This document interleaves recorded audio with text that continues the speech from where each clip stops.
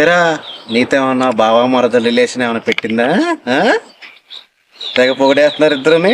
ఏంటి తెలిసినప్పుడు మాట్లాడలేదు. వాడన్న దాంట్లో కూడా తప్పేంది. ఆ అన్నయ్య అన్నయ్య కదా చార్జ్ చేశాడు.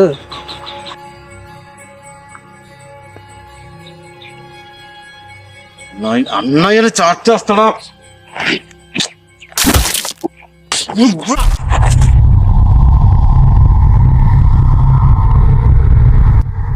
అన్నయ్య చేశాడంట. అన్నయ్య చచ్చరు నా కొడుకులు.